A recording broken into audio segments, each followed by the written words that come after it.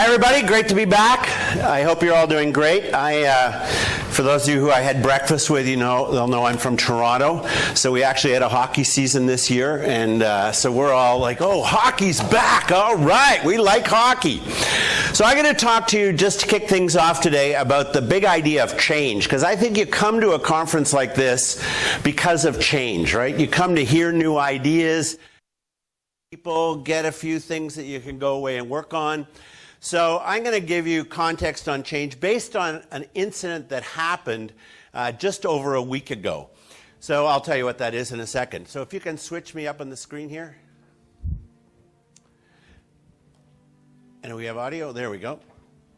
So you hear a lot about change. I don't need to tell you how much change there is going on in the world. But what you may not realize is some behavioral psychologists think we're changing the world right now faster than we can adapt, which is sort of scary.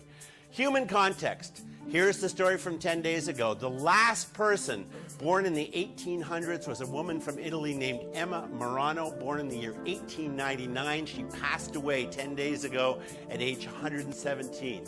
Look how the world changed in her lifetime. When she was born, the phone had just been invented, but hadn't been commercialized yet. In France, the Lumiere brothers had made the first motion picture, but there weren't any theaters to watch it in yet. Emma would be teenager before radio came along, middle-aged before black and white TV, and well past retirement age before the first portable music listening device, which was the transistor radio. Today, my 15-year-old, like all your kids and all his friends, has an iPhone that he uses to Instagram, Snapchat, watch movies, play games, listen to tunes, and theoretically connect with anyone else on planet Earth. In her lifetime, Emma witnessed the first automobiles, the first man-powered flight, the first transatlantic and around-the-world flight, the first person standing on another world, the first unmanned mission to Mars, and the first space station, permanently floating above Earth and accessible to anyone who's reasonably fit and can afford the fare, like Guy Liberté from Cirque du Soleil. So from horse and buggy to space tourism in one person's lifetime, that's a pretty staggering amount of change. And as technology advances, the speed of that change is getting faster and faster. Look how the world changed since her 100th birthday, or around then, late 90s. In the late 90s, the internet was just beginning to be commercialized. There were maybe 50,000 websites. Today, there's well over 1 billion. You couldn't count them if you wanted to. The internet has now brought together somewhere between a third and a half of the world's population in real time. So context on that. It took radio 38 years to get 50 million listeners. It took TV only 13 years to do the same. Facebook, 1 year to get 50 million people using it. The biggest television network in the world is no longer ABC, BBC, CBC, NBC, it's YouTube. YouTube serves up now well over 1 billion videos every single day. And the device that many of us old folks still refer to as a cell phone, 10 times more text messages are sent and received on mobiles than phone calls are made. It's not a cell phone, it's a texting device. In fact, only someone over 30 would think of picking one of these things up and phoning someone. Like, why would you phone them when you can text them, dude? The internet has changed literally everything about how we think, how we act, how we work, how we play, how we entertain, how we see the world. And all of that change has happened in about 20 years. And so what? Who cares? Well, here's what I find important. Despite the incredible amount of man-made change that you can see by the well-documented life of Emma Marano the last 100 years or so, despite the fact that all any of us has to do is go out into nature and we'll see that change is part of the fabric of the universe, despite the fact that every cell in every one of our bodies changes every 7 years, showing just how much a part of that change we are, some people still have a hard time with change. They resist it. And to me, resisting change is the single greatest human folly. I get why we do that as human beings, though. Change can be hard. It means letting go of things we're comfortable with, making tough choices, getting outside our comfort zones. So what do? Well, more often than not, we wait for a doctor to scare us before we stop doing things we know are bad for us. We wait for the bank to call before we stop spending more than we're earning. We wait for our relationships to fall apart before we remember it's been a long time since we bothered to say, "I love you, honey." And it's no different in the world of business. General Motors didn't make the changes its customers told it to make for over 20 years, so it paid the price of resistance. Atari invented video games and then stood by and watched as other companies created a huge industry around them. Polaroid invented instant pictures and then were crushed by digital photography. The list of organizations that were once leaders in what they did but didn't adapt and change and ultimately became dinosaurs includes some incredible organizations. Now, I'll stick to the world of business because it's easy to score in business. Here's a couple that did change as they saw the world change. IBM was the greatest of them all. They were losing $8 billion a year when Lou Gerstner took over in 1993. He ripped the guts out of the company. The organization that had commercialized laptops and mainframes got out of hardware altogether. It was gut-wrenching and the best turnaround in business history. In the mid-90s at General Electric, Jack Welch said, we're in so many businesses, I don't even know what we do anymore. So we'll be number one or number two in any industry or just get out of that business altogether. Again, they threw off some really good businesses, but it forced them to focus. A brand we all know, Netflix, started out sending VHS tapes to our homes. As the world went digital, they swapped everything out for DVDs, and then they had the vision to go to the film studios and secure licensing rights so they could stream movies directly to our homes. Today they have over 100 million customers, and they're one of the biggest creators of original content on the planet.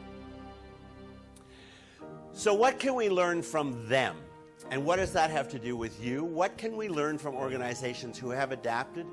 Change is a choice. Change is a choice. You choose to change or you choose to stand still.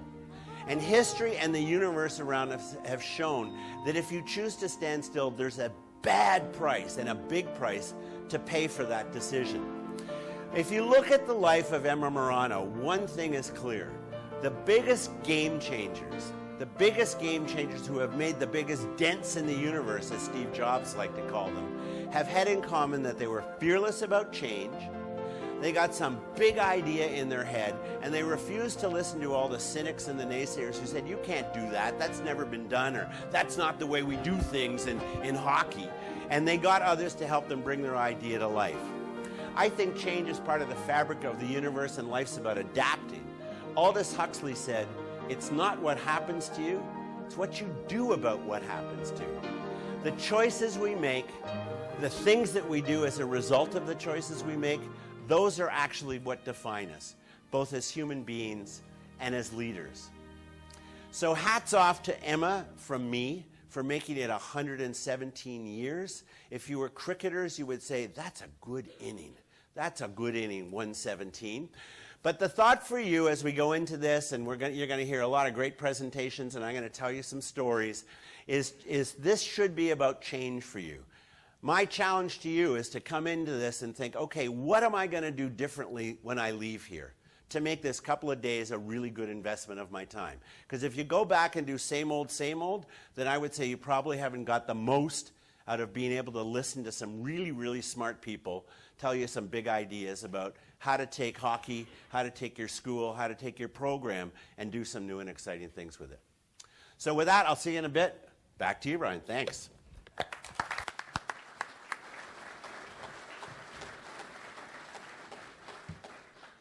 Thanks, Doug. One thing that hasn't changed for us is our opening business meeting. So we'll get started with that, but before I turn it over to our Executive Director, Joe Bertagna, and Bruce will come up as the Secretary, we have a great association, but it's these two guys that are the glue that kind of keep this thing together. And I said I'm the president, but trust me, I'm just a figurehead. I'm up here. These are the guys that do it all. So would just like to acknowledge them and thank them for everything they do for us.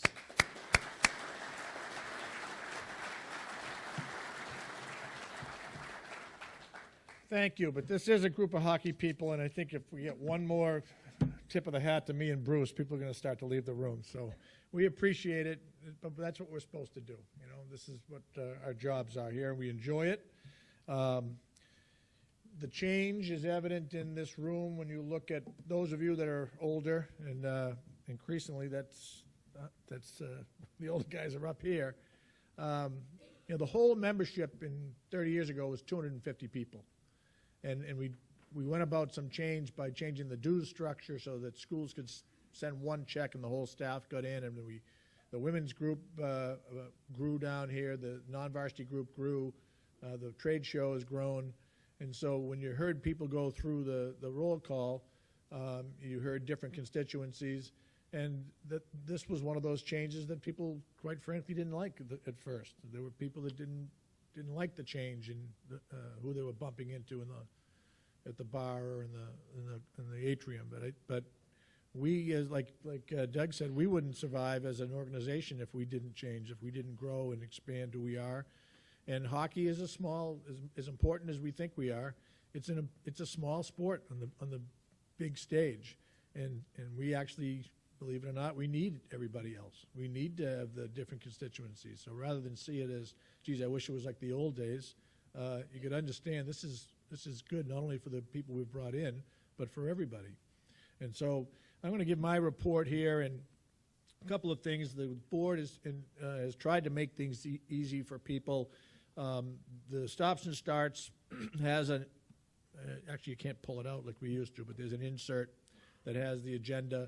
There are actually a couple of tweaks to the agenda that mean that the ones that are stacked outside at legal size are a little bit more up to date. There's a stapled sheet that has bios on the speakers, so if you want to know, you might see someplace where their topic is, but you don't know who they are or what their background is.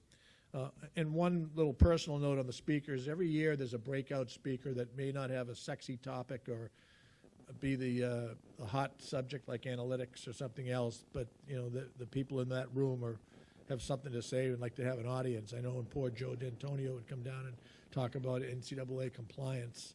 There was 3 or 4 of us and trying to support Joe, and because it was pretty dry stuff. And he was a good guy who put a lot of time into his presentation. I think maybe the finance ones are not as exciting. Brian's brother Jay, who was an old teammate and classmate of mine in college, and Scott Whittemore and some others are giving a couple of breakouts on financial planning. And I can't say enough, particularly for the young assistant coaches. We were all told to put some money away when we were your age, and now we're senior citizens and wondering why we didn't do that. And when you're 65 with 2 kids in college and 1 in high school, you wonder why you didn't do it. So this was the first year I went to my daughter's high school game, and I stood in line with all the other parents and grandparents, and the woman at the front of the rink goes, "Are you a senior citizen?" So that's a fairly personal question. Well, you saved $3. I'm a senior citizen. So $4. I got to watch my daughter take 2 shifts, but that's another story we don't want to get into. And she announced she's going to be a goalie. I'm going to coach her, and what could possibly go wrong? All right. My report. I get to work with this group of guys, and unfortunately, we have a complete turnover this year. So the terms are usually staggered, but we talked TJ into staying on an extra year. He was supposed to expire his term last year. He wasn't supposed to expire, but his term was supposed to expire. And so now we're looking for replacements, and we've had a couple of hands go up. TJ made the mistake of saying he'd stay on if we needed him. So I think he may have under the careful what you wish for, he may be back. The governors, we try to have a cross-section. I think their terms are all at least 1 more year. We try to have a mix of East, West, Division I, Division III, varsity, non-varsity, head coach, assistant coach. So these guys do a great job. My clicker here is, there we go. Mention that they expire. So my duties: work with the board, work with Bruce, coordinate communication and record keeping. My wife does the books at home. It's kind of a throwback to Charlie and Nancy Holt, though not quite as lovable. Coordinate with Bill Kangas, who does an unbelievable job, and we apologize for not acknowledging his committee last night when the major awards were given out. And on behalf of Bill, he's constantly looking for the next batch of nominees. So if you were at the banquet last night and you saw the list of former winners, you know somebody connected to your past or your school, please see Bill, and I think he actually sent out nomination forms before we came down and get the next batch of nominees in there. Work closely with the group to plan Naples and to work with Bruce on the financial part, deal with Touchpoint Media, who not only print stops and starts and our other publications, but bring in sponsors. Liaison to the non-varsity group, the ACHA, and to what used to be the AHCA. They're now fully part of the AHCA, and they're kind of in transition to women's, addressing the women's needs through a committee structure that they're putting in place. Trigger fingers, trouble here. Primary liaison outside of our group to the NCAA and their various committees. I have one of the 2 college seats on the board of directors of the USA Hockey, along with Mike Snee from College Hockey Inc. Increasingly in the last few years, coaches associations have been working together to try to have a voice within the NCAA and making some progress. Rob Keogh, who's with the Soccer Coaches Association, has done a terrific job in making progress here. And just so you know, we are trying to first understand the NCAA and then second have a seat in some of the committees. We do a lot of press releases, particularly at the end of the year, announcing all of our awards, All-American Players of the Year, Coaches of the Year, and so forth. AHCA has had a great presence on Friday night at the Frozen Four. Actually, we have a presence at all the Frozen Four championships, but particularly at the Division I men's, where our All-Americans get announced, and they also run the video during the games on site. We continue to do weekly polls.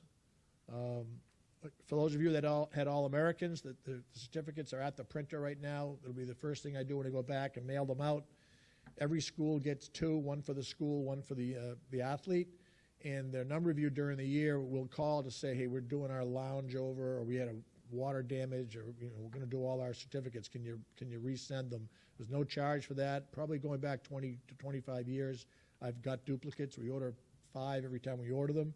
And if we don't have one, the printer can create one. I think St. Olaf was the last. Mike Eves had called about a month ago.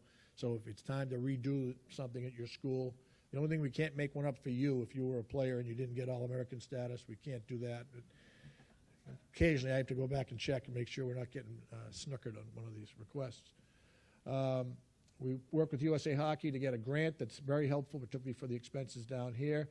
Code of conduct, it's one of those things we've always done. We send it out, you sign it, you send it back. We might get 20 of them, 30 of them. Doesn't mean the ones that aren't following the code, but we used to list them all, but it doesn't seem to have the same meaning.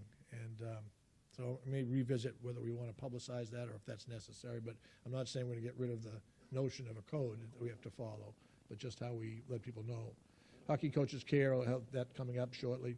And then a pet thing of mine is just maintaining the history. If you looked at the newsletter that's out now, we have an article with Joe Marsh called Catching Up with Joe Marsh. We've identified a number of freelance writers around the country to do features on past coaches, and we assigned one on Jack Kelly, one on Surdy. I think Jess Myers is going to find Surdy and interview him. And unfortunately, Paula Weston, who works for USCHO, she was assigned Jeff Sauer, and she had set up an interview with him, which was going to take place a week. He passed away a week before the interview. And that was one of the things that motivated us to do these, is to get people on tape before we lose them. And then to have those tapes archived at the Holt Archives at UNH or some other place. So the article with Joe is the G-rated version that we put in the newsletter. It was longer and actually more entertaining than I thought I could print. But if anybody wants the original, I could send that out. Adam Moden did a great job on that. This is last year's cover, but we're featured in that Friday night program. And I'm just going to do this for the first time, and we only have 7 names. These are names that I passed along to you in stops and starts.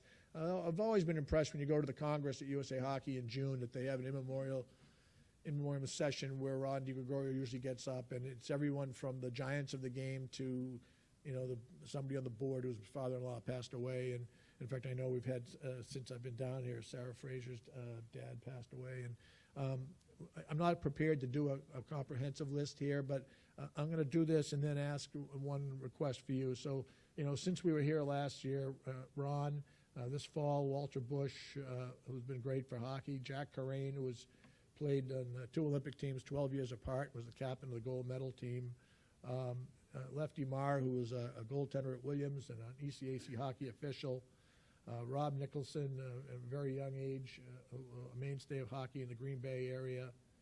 Let me get this going here. Giles Threadgold was, I'm not sure how you describe Giles for those that knew him. He played on the national championship team at BC in 1949, and he was a referee at a time when referees had a lot, maybe more personality than they're encouraged to have now, and was a real character. Come on, technology. And the one that really hit hard was losing Jeff more recently. There was a memorial service for him on March 9th at Madison, and those of us who go out to Colorado Springs hope that they do something in his memory at the Congress in June. And so what I would ask is, we've got one more issue of our newsletter, and we miss things, and sometimes being an Easton guy, I know more about the things that I can read about in the paper where I am. But if there are people, it could be your high school coach, it could be somebody that's made a difference who would be fittingly remembered, please pass it along to me, and we can include it in our wrap-up of the year issue. We've made under the leadership of Bruce in particular, and Jim Tortorella and the board of Hockey Coaches Care, we've tried to breathe some life into this organization and raise money. And the more money you raise, the more you can give away. And we've got 2 projects. It's to keep getting money coming in, and then to make people know that be aware of it. It's out there. The limit on the gifts, we just raised it from $5,000 to $6,000, and we gave out a couple on this past year. I know there's some of you in the room that have been touched by this and have appreciated its availability. But we've had a pretty good year in bringing money in. We had an initiative to identify a couple of weekends where every school was asked to do something, and critically, we probably got that word out a little too late, and some schools didn't have home games in that stretch. We also know that some of you as schools have limits, that your school policy doesn't allow you to, especially if it's a state university or what it might be, that you can't do things. We did an online auction or raffle of this beautiful jersey from the Ryder Cup. What did we end up getting on that? About $3,000 on a online situation. And then I have to report that I bid $100 to rent this T-shirt at last year's Hockey Coaches Care reception. That's Joe Balderotta's T-shirt for his backup goalie school, and it's a shame I have to bring it back. Where's Tim Coughlin? So we'll bid on it again, and I could actually fit into it this year. So I'm going to bid maybe heavy, because to coin a phrase, because I couldn't get into it last year. If we had more time, we could go over some of the drills that Joe uses at the backup goalie school. Membership report, real quickly. You can see the different NCAA categories. We've got all the Division I men. We've got most of the Division III programs. So we're up a little bit in this category. Come on. The women, for some reason, we're down in Division III women's programs, which is it's a little surprising because there's been an increase in women's Division III programs coming online next year and the year after, and some of them have joined a year early, so that's one area we're down. We have some non-NCAA, there's the total NCAA numbers, we're down 7. We have non-NCAA categories. Allied members are people who make a living in hockey, but they're not NCAA coaches. Youth amateur are either high school coaches, youth coaches, or people who have figured out for $25 they can get access to Frozen Four tickets by joining the association. We have a few of those. Our relationship with the AHCA changed over the summer, where we used to, the reason why we had 430 and those numbers in the past is the AHCA agreement. All their members automatically were paid for by the AHCA. This year it was restructured, so all their Division I members were members, and then if Division III wanted to join, they'd become allied members and come down here to the convention, and the AHCA picks that up. So that's why those numbers are down. Ben Sires done a great job in getting our junior league numbers, not only the membership up, but the junior league coaches and general manager are attending the convention in greater numbers and are present down here. They've also been a great source of sponsorship in some cases. Honorary members, that's actually numbers should grow because there are plenty of retired coaches that we really want to put on and keep them involved with us. And the conference administrators is, hockey conferences, NCAA, officiating, so forth. So we're down, but it's understandable that we're down 145 in the big piece of that. We're down 175 from fewer ACHA members, and we've actually picked up some in some of the other categories. So the last thing I've got, and it kind of segues into Bruce's area, but I've always felt that and this just could be my lack of sophistication, but that the financial reports, I had trouble understanding the profit and loss, and I have trouble balancing my checkbook, but this just gives you a better idea for what I think you might want to know on how the finances of the association. So it's as Bruce calls it, finances for dummies, but in the top, this is where we get our money. Your dues make up the biggest percentage. Trade show has been a success, and even though the sports business world is in chaos and companies filing for bankruptcy and companies buying up other companies, it's still, we're turning people away. They want to be in front of you. They want to be in Naples. They still think it's worth their time to come down. So that's the next block. We have year-long sponsorships that Dave Jensen and Touchpoint are able to bring in.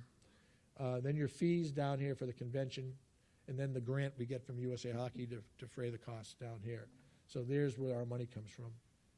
Our expenses, and part of the self-interest, I wanted you to see the first line. Because every once in a while you'll get people say, why are we going to pay so much money? Why do we have to pay a fee on top of our dues? You know, I'm a Division III coach. I can't afford. It costs a lot of money to run the convention. What's the AV bill? The audiovisual bill. Right. So it's like $1,000 to get a projector and to get a flip chart and whatever, and the skill of our guys in the back of the room before they turn the machine off. So it's money well spent. Staff, payroll, stops and starts. A big piece of what we do is recognizing success through the awards program. The directory we did this year we hadn't had it for a couple of years. It's a little bit of a dumbed-down version, but people seem to like them. Just expenses for operating during the year, running an office, and taxes and so forth. So the other thing I wanted you to see was the amount of money between what comes in and what goes out is not huge. So we're operating off of a fairly tight margin, and like any group, people ask, why can't we do this? Why don't we do that? And most of the suggestions make sense, but they come with a cost.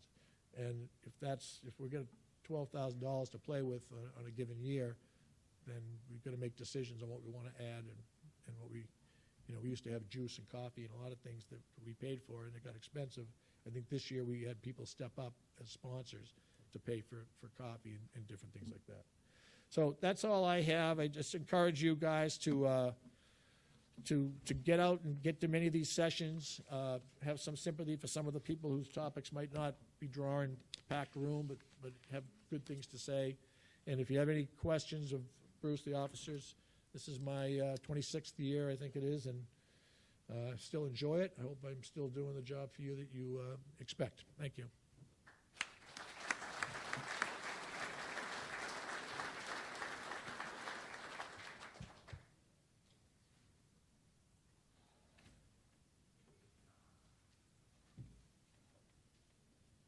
We have two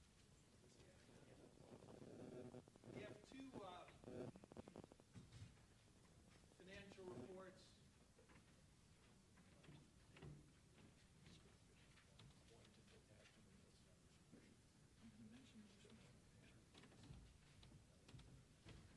You have two financial reports that are being handed out right now. And I'll talk about both of them in a minute, but let me go over a couple of things first. Joe asked about the expense of AV. And this year, for the first time, we'll be videoing all of our speakers, our main speakers and that type of thing. with the hopes that we can then take those videos and then put them on our website so people will have more of an educational component to our website. We've also entered into an agreement with the coaches site, which we think is a real good agreement. They brought 2 of the speakers down here. They will be videotaping them and putting them on the coaches site. Some of you are familiar with the coaches site. They run a number of coaches clinics and forums during the year. And I think, Joe, correct me if I'm wrong, we may have a couple of scholarships to those forums coming up this summer. And as we know more about that, we'll be able to let you know and fill you in on that.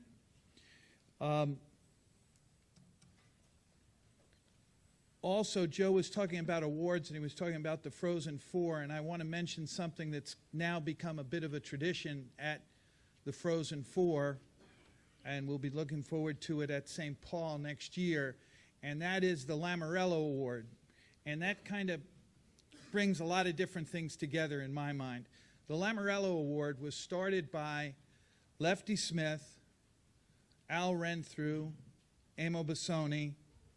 Am I forgetting anybody? I think Tom Eccleston actually was part of it in the very beginning. And what it was that Lou, as a young coach, really felt that those gentlemen reached out to him and helped him along the way when he was just starting, as many of you in this room are. And once he was president and commissar of the Jersey Devils, he would arrange for transportation for those coaches down to New Jersey. They would come to a game. He'd have a limo pick them up. He'd do their hotel and meals, and they got all the VIP treatment, just his way of thanking those guys. And he would do that every year, and I know they really loved it. They were on a fixed income like Joe, just paying $3 to go see kids play in their games, and I certainly, as a member of the fixed income community now, understand how that would be a nice gesture. But they were so touched by that then they kind of started on their own this Lamorello Award, which honored different people within the hockey community that they felt had played college hockey, had been involved with college hockey, and then went out into the world and were successful in business, education, in different professions, but also gave back to the community in some way. And we've had terrific recipients of the Lamorello Award. And Joe and I have worked to try to do that, and when we're in different cities, try to find people from that area that we could honor. And we'll be trying to do that again with St. Paul. But that's what the Lamorello Award is about, and you'll see actually a line item on the financial report about the Lamorello Award. So we're always looking for names and suggestions. This past year, it was interesting. We knew we were going to Chicago, and I've had through the Northwood School and a long time ago relationship with Tony Granato, and I know that Tony was a Chicago kid, so I called Tony and I said, Tony, we're going to be in Chicago. Can you come up with a name? And he did. He said, with really not much hesitation at all, he said, Chip Kenyon. He said, do you know about Chip Kenyon? And he told me a little bit about Chip in Chicago, and I certainly was aware of Chip Kenyon because at Middlebury, it's Kenyon Arena. So then Joe reached out to USA Hockey and asked the same thing. Is there somebody in the Chicago area that you would recommend? And right away they said Chip Kenyon. So we picked Chip Kenyon. So that's the Lamorello Award in a way of us giving back to other parts of the community that I wanted to mention.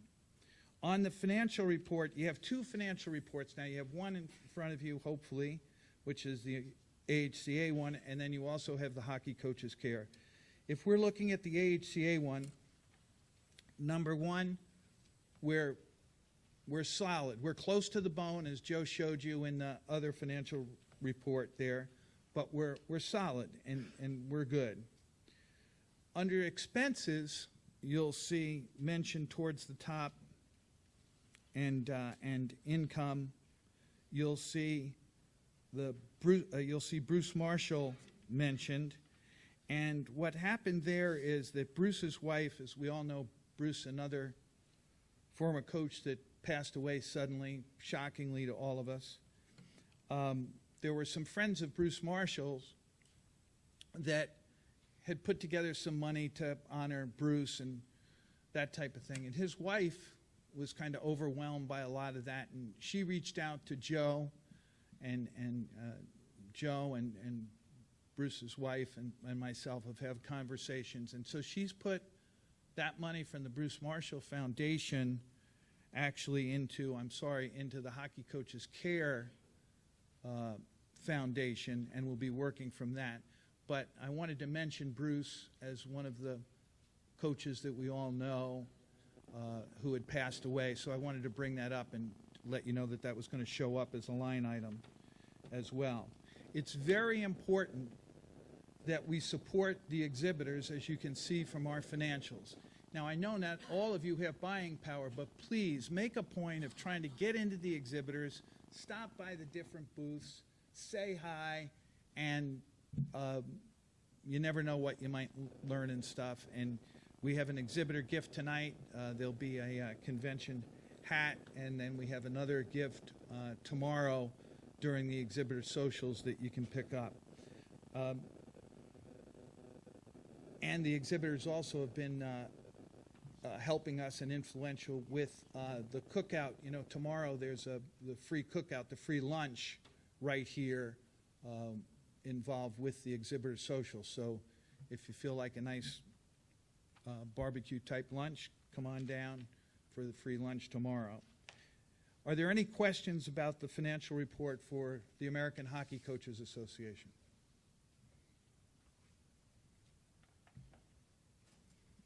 Hearing none, do I have a motion to accept the financial report for the year? I have a motion. Do I have a second? I've got a second. All in agreement, say aye. Opposed? Thank you, guys. Hockey Coaches Care. We did a number of different things this year. Joe mentioned them. We had the raffle, the jersey raffle from the Ryder Cup.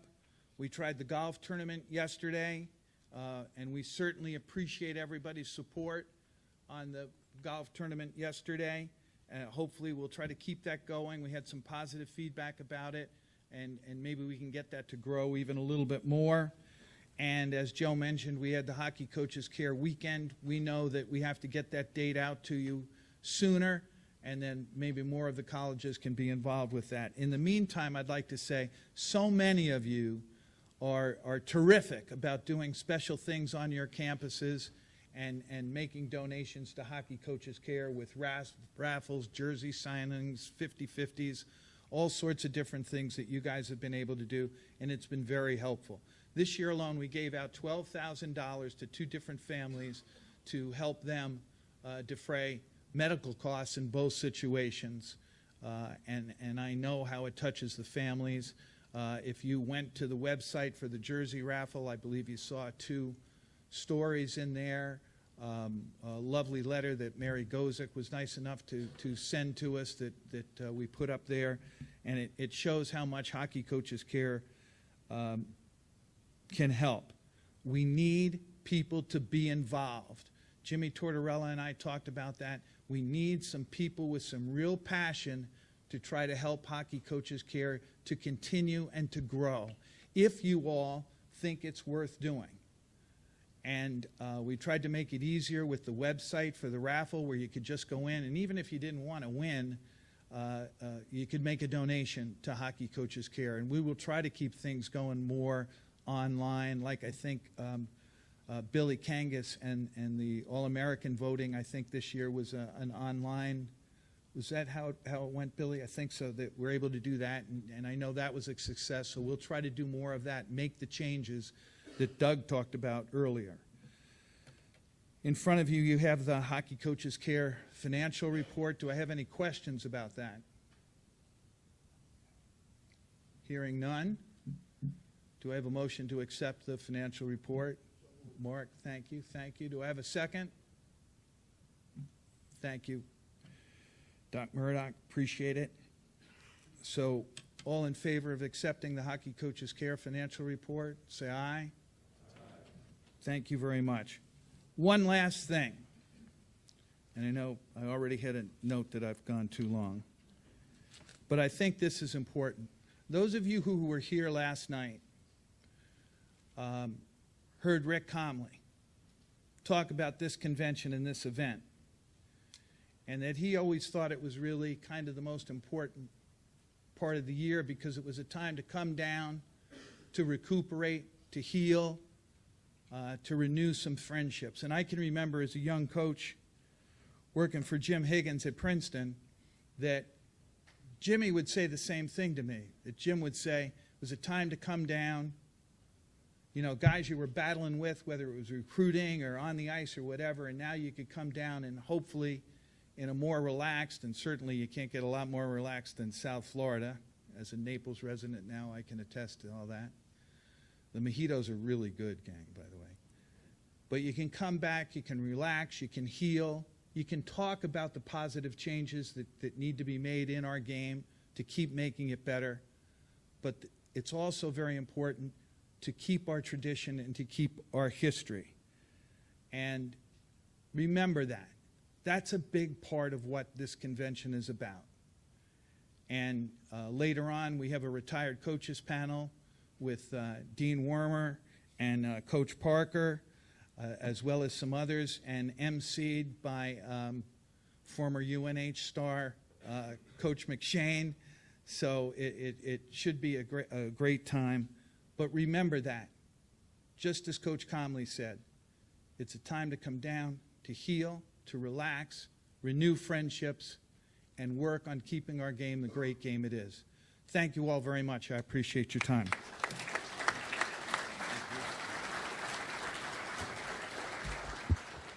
Thanks, Joe and Bruce. Joe, I think there was probably only one concern about the numbers. We just saw a lot of numbers, and it was back to, I think when you were speaking, it wasn't up on the screen, but you did say age 65, hey, we get it. Like, we're all going to get there. 2 kids in college and 1 in high school? What the hell took you so long? I always found the goalies had a little trouble getting dates, and it took me a little longer. I can't speak for all the goalies in the room, but certainly my situation. Okay, it's good. Next up, USA Hockey.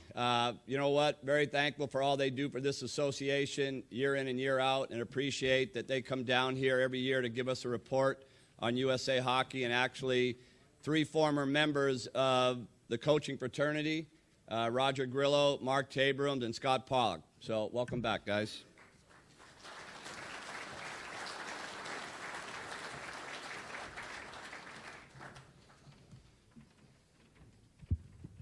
Thanks, and good morning, everybody. It's always nice to be back down here, see everybody, and as Bruce just said, see old friends and colleagues and talk a little hockey and have some fun. We're not going to take a lot of time, and we just want to talk about a few things that's going on within our organization that would directly reflect in your guys' areas and with your communities and hopefully down the road with your programs. It's our relationship with college hockey is a strong one. As Riles just said, we're all former members and coaches here, and our entire staff is that way with the hockey department and with the ADM program. But Mark heads our coaches education program, and Scott's the regional manager for the American Development Model and kind of all over the place in the mid-am and then down here in Florida. And I'm the regional manager for the American Development Model in New England. Your relationship, our relationship with you guys is critical. I've been fortunate enough in New England to do some phenomenal events. I know I ran a checking clinic and a goaltending clinic at both Brown and Providence this year with the support of the coaching staff and their players there. Did some really neat events in Massachusetts with the support of Boston College, BU, and Merrimack. And we're going to spread that out to 4 other different colleges next year and hopefully do that annually where we take the opportunity to educate youth hockey players and parents on the right path to development, answer some questions for them, give them some guidance, and hopefully change the culture of youth hockey across the country. And that's something we'd like to see happen, not only in my region. I know Scott's going to talk about a couple of events he runs in his region, but we'd like to see that across the country. We have some great guys in Bob Mancini and Phil O'Sara, our goaltending guy, and Richie Hansen and Guy Goslin and Joe Bonnet. We have just a phenomenal staff of guys that you guys all know them. And we'd love to have more events on your campuses with your players and with your staffs to help spread the message of youth hockey development and good practices. What I'd like to do now is have Mark come up and talk about some of the coaching education things that we have going on, and then Scott's going to talk a little bit about some events in his area. We're also going to talk about some of the rule changes that we're proposing that we could probably use some of your help with in supporting.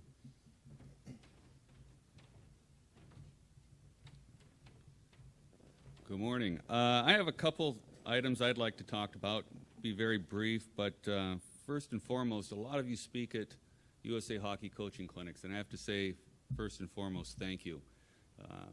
The message that you pass along to youth coaches goes a long ways, and these guys have a difficult job in what they're doing, trying to get youth coaches to do the right things.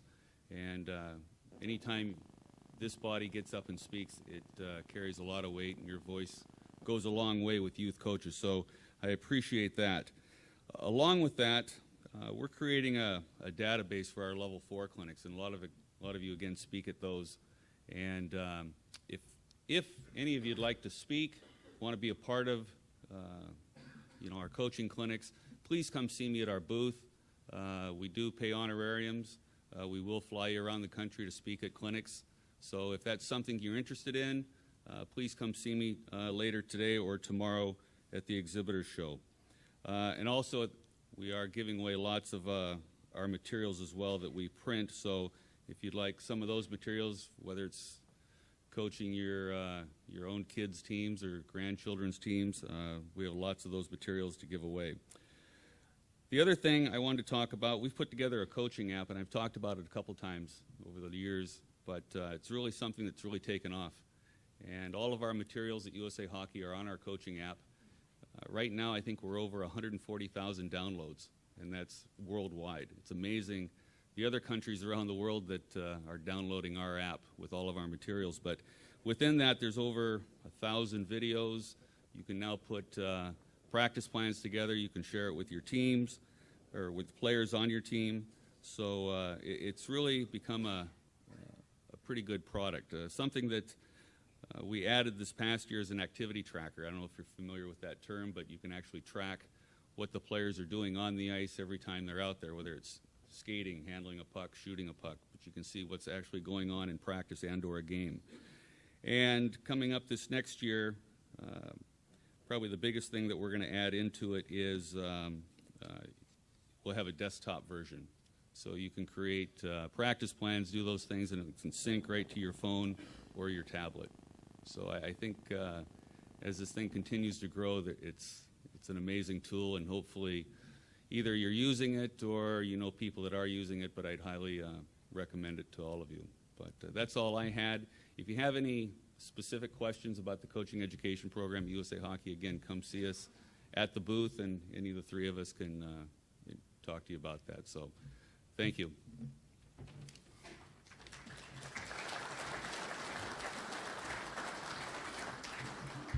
Thanks, Tabes. First one is Roger had mentioned, we were fortunate that we get a lot of support from everybody out here in the room, and especially those who open up their buildings for certain events that we do. Roger mentioned in his area, and this year with the through Mass Hockey with the 2003 birth years, and being on campuses and all the help that goes in with that, providing the facility, providing rooms to help us continue to get in front of future young athletes who are going to be on your campuses. Most importantly, their parents. I find it interesting sometimes. We get quite that we use the word parent education. It sometimes comes back to us as a derogatory term, and I never quite understand it. I know all of us in this room are always looking to continue our education on what we do, and especially on our side in terms of development. We're finding more and more information on what ways we can do and affect our young players constantly. And I don't take that as any offense. I don't think when we go into any forum to talk to parents that it should be considered that way. It's a continuing education on what we can do to help our young athletes and certainly all of your future athletes. But again, with the help of your building, the things that we would love to do is anytime we can get on a campus and utilize your voices to help with the message for our young athletes, it's certainly extremely beneficial. And one of the strong points we're trying to, so much of our marketplace right now is driven by showcase tournaments and events that basically focus on teams showing up and playing a multitude of games, 4 or 5 games over a 28 to 34-hour span. And obviously, from a development piece, it's not exactly what we would see and be an ideal way for athletes to perform. We certainly wouldn't see it at this level here, 2 games in a day. And one of the messages we're trying to get across is when these teams have these type of weekends, and we are getting these top players, these age groups on into a certain area, we're looking more for a development style camp. And we started last year with some of the NHL youth clubs, brought teams in Labor Day, 4 teams at 14, 4 teams at 15, Blue Jackets, Penn's Elite, Virtua, Little Caps, and Canes were really the first ones, all through their NHL affiliate youth club, and brought them in on Saturday and Sunday and Labor Day Monday, and used the forum of having teams train together in the morning, and when we say integrate the players, lights and darks, and all those players training together, utilizing our staff, pro coaches, pro skills coaches, being on the ice with us. And then the afternoon is a series of development seminars for players, parents, and coaches. College Hockey Inc. was a part of it. Once again, our staff, two skills coaches in the NHL, Ty Hennis with the Penguins, and J.D. Forrest, who happens to be in the American League with Scranton, giving position-specific skills. And then Donnie Granato came in as well and gave that presentation on a pathways presentation.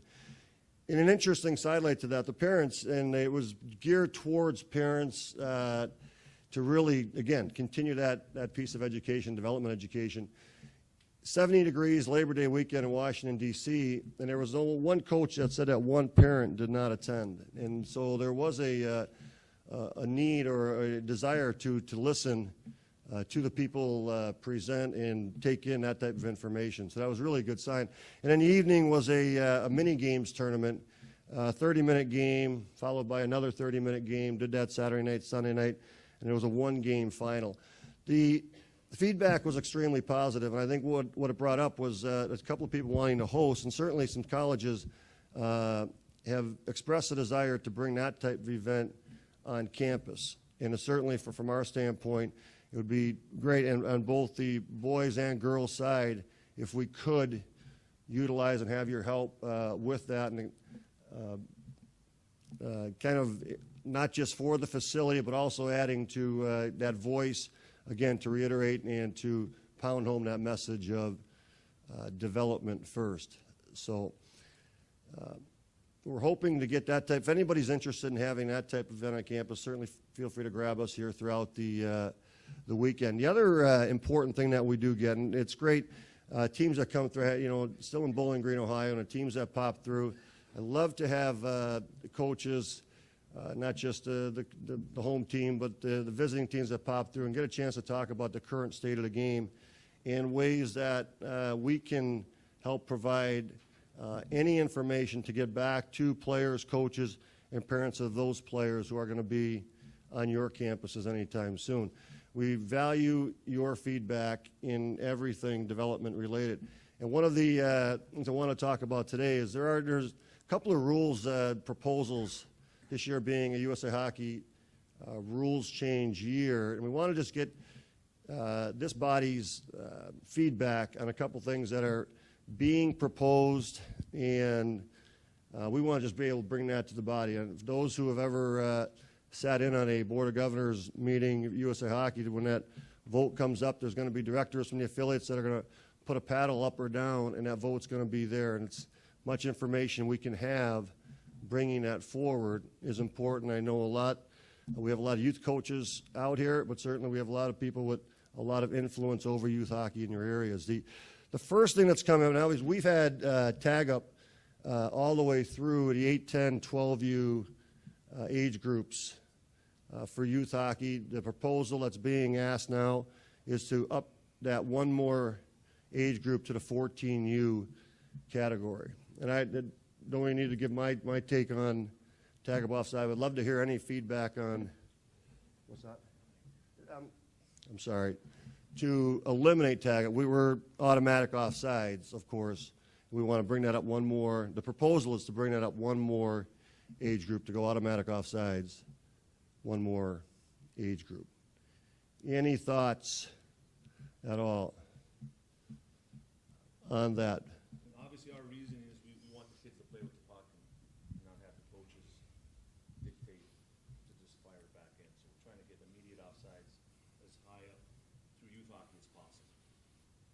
We get a lot of pushback from a lot of parents and some of the coaches. So. It's really, if anybody got a thought on that? Take away from the flow of the game? There's been quite a few studies that we've looked into, and the time difference is not that dramatic, if at all. We actually did a study a handful of years back. It added 2 to 3 more offsides per game. And for those at the national camps, this is one of the rules that's in play at the national camps as well. So I found just watching games, really first couple of years, not paying too much attention to the age group. What I've really liked is what's happened to the players away from the actual person who has the puck. If that person makes any play to retreat or backtrack or look for ice, it's amazing to watch some of the other players and where they're going from a puck support standpoint. That's probably been the biggest thing that I've noticed with young players. They realize, I got the puck, I'm going this way, where can I go to get it? And it's been a pretty good sequence for what I've seen. Any other thoughts on that?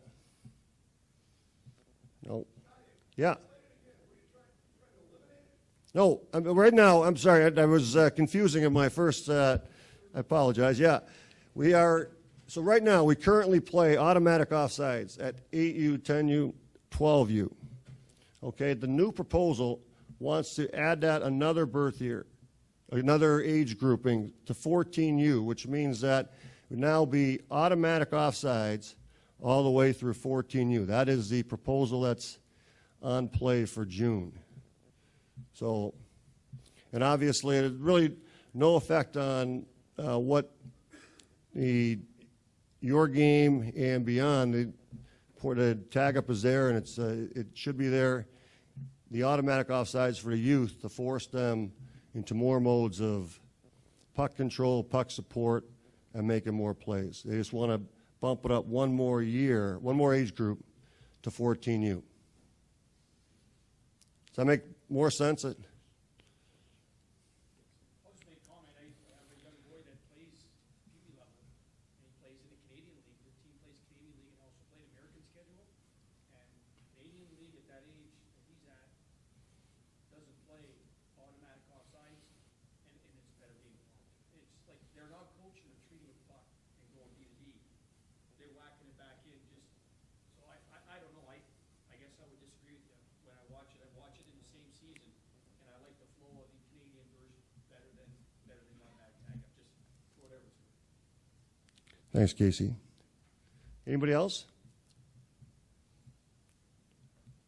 Cool. The second one is, this has been in play. It's also been at the national camps for those that have been there, is this would now, again, take us through I believe the proposal has it going to 14U, would be the elimination of icing on a penalty kill up to 14U. It's been talked about at a lot of levels, and it's in play now. It's a legislative proposal for June, so you would not be able to, icing would be icing, like it is for the entire game, during a penalty kill, thus not giving the offending penalty team an advantage.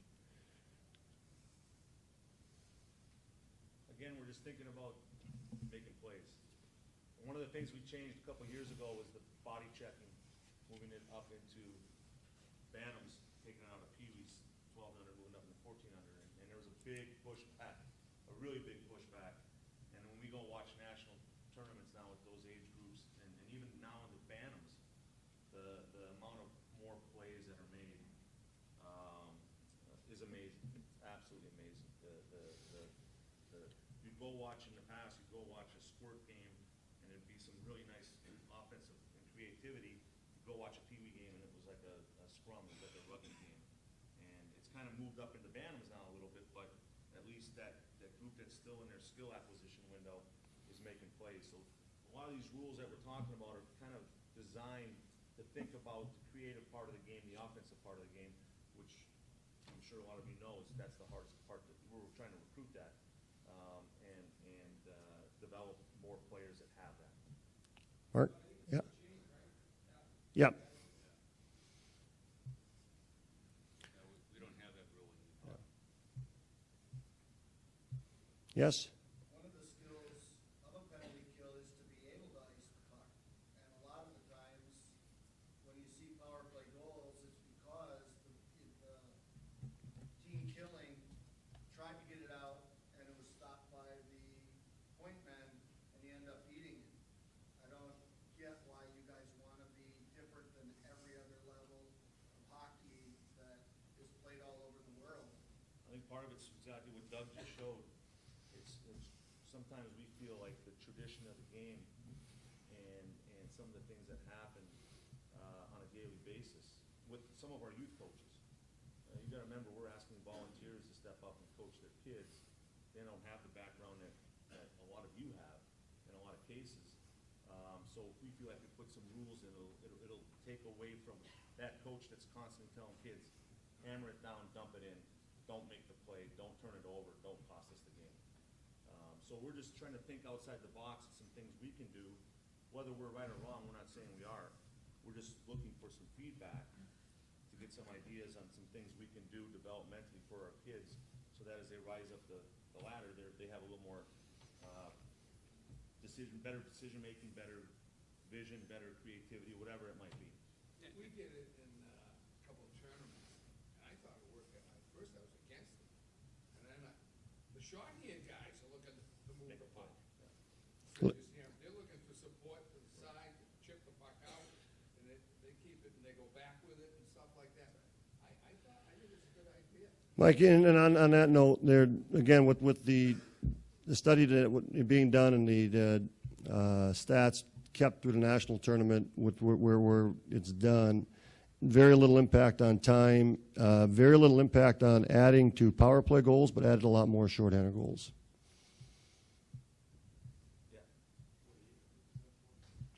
That right? The legislation has it going through 14U. And if that was something that, I mean, is it something it would through 12U, or again, if there's any thoughts from this body, it'd be great to. Yep, Ernie.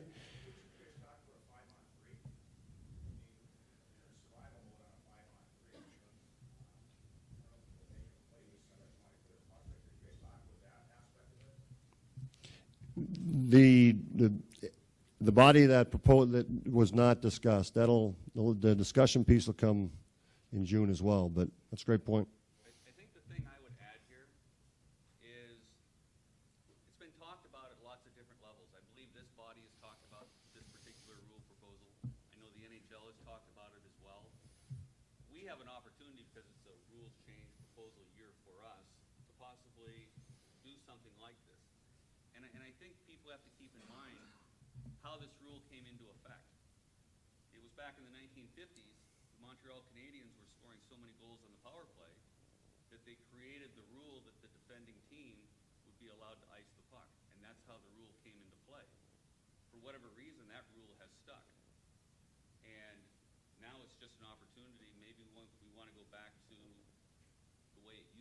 prior to the 50s. And that's what we're talking about here. And at our national camps, it's amazing how many shorthanded goals you see now because of this rule in our player development camps. Because once the kids figure it out, hey, they're chipping pucks behind defensemen, they're creating 2-on-1s, and they're getting after it.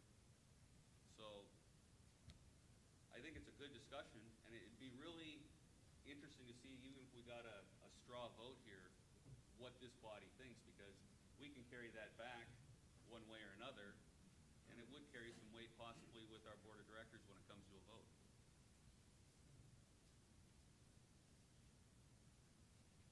Riles, we allowed to do that? Yeah, sure. Okay, so is everyone comfortable with that? If we sticking with this one, with the elimination or keeping icing in, penalty kill, 14U and under, all in favor? Yes, one more. Yep, sorry. Icing would be icing on a penalty, and when you're shorthanded, you would not, icing would still be in effect. You'd ice the puck, whistle, come down, 14U and under. In favor. Got it, Daves?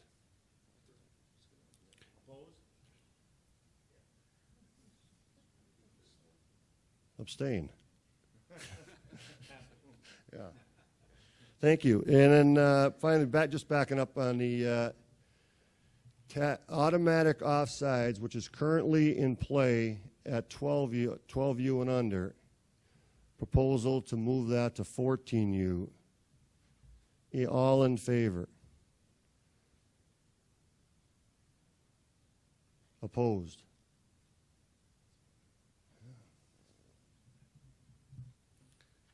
Yeah, this is great. I appreciate the conversation, and this really helps us. And anytime if you have a thought on any of these things, just again, feel free to track us down. So, thanks a lot. And just to wrap up real quick, as Mark mentioned, we'll have a booth back here if you want to stop and discuss or any thoughts that you have. We'd love to hear from you. Anything you might want to do as far as running an event, as we talked about before, let us know. Also, I wanted to remind you that we do have the membership for this group through USA Hockey. That comes out usually in September. If you're coaching your kid or you want to help out with the local youth hockey association, we can get you to a level 4, and it's $30, and it's a pretty good deal with the insurance coverage and everything else that goes on. So we want to make sure you're aware of that. If you have a question, stop by and grab one of the three of us, and we can help you out with that.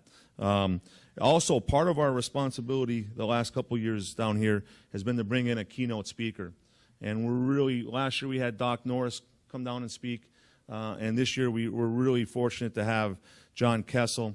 We were able to hear John speak at a high-performance coaching clinic we ran in Colorado Springs with a lot of the Tier 1 coaches about a year and a half ago.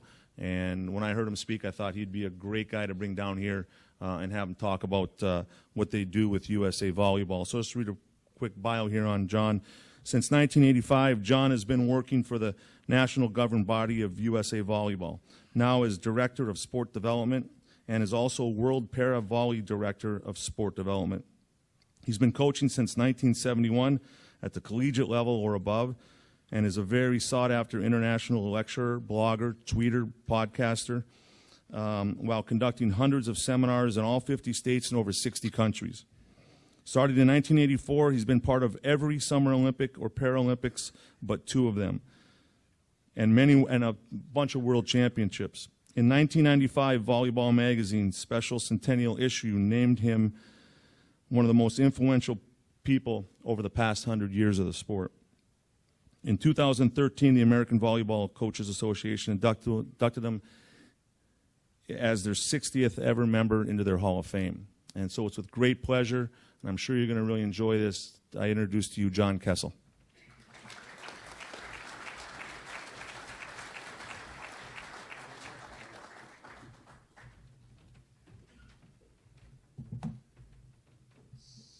So let's see if I can find the clicker here. Are we on with this? Yeah. Sorry, this is the one? Oh, that's yours. You said, here's my clicker. It's bigger, Doug. It's bigger. Let's see if it's what I need. All right, we're doing it. Okay. First off, I'm going to be taking the break at 10:45. We're going to stop so you guys get your break time because I've never seen so many hockey guys and gals in shorts. It's blowing my brain right now that I'm in long pants. So this chance to mingle is really important, even for me. But time is what we want most and what we use the worst, and we're going to stay right on time here. All right. And clickers are not what I do very well. Thanks. So I'm going to share a bunch of secrets from volleyball. I happen to play ice hockey as well. I coached, I played at CC in the amazing intramural leagues of Colorado College. Jess Sauer was one of my mentors, I have to say, and Tony Frasca, some of you may remember that name. But when I went into high school coaching, I went 0-42. We had one guy that could skate when we started the program at Doherty, a kid from Canada. Everybody else could not skate. I mean, the national anthem, if somebody slipped, everybody fell down like dominoes, just brrrr. And yet, the most important thing to me is that 3 of those guys are still very dear friends. One is a Top Gun fighter pilot, the kid that came from Guam and never seen ice but started to skate for our team. And I know that's some of your world, and that's part of my world in volleyball. So I'm here to share these secrets, like Thomas Jefferson said, because it doesn't take anything away from me. So Doug spoke, and it made me think of this, and I added this to my slideshow just this morning. Who is this? And this is the ideal coach. And there's a reason he's only got this little tiny mouth, because we need to listen more and we need to see more. And in too many situations in our programming and sport, we find ourselves not doing enough of that. So here's my first secret. Please leave and go get one of these before you travel next, and that is a 3-way outlet to a single plug outlet that should be in your briefcase. Because when you go to Chicago and you go travel like you guys do, and you're fighting over that single plug that everybody's walking around guarding, you unplug it, plug yours in, plug the person that was guarding it in, and then you make another friend with just a single plug like this. So what I want you to do now, though, is sort of stretch. So I'm going to see how good of a teacher I am. I want you to, like a spiker or a tennis player, I'd like you to put your swinging arm up, all of you, and reach as high as you can. Okay, now reach higher. Okay, so that shows how good I am, because every one of you reached higher, yet I just had said specifically reach as high as you can.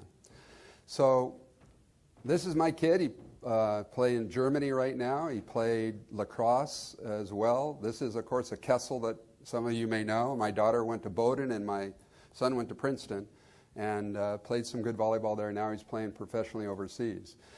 For me, they are amazing kids because they're already coaching. And if I'm going to share a secret that we don't do enough, the best teams in our world of volleyball have the kids that are like 5th and 6th graders coaching the 1st through 4th graders.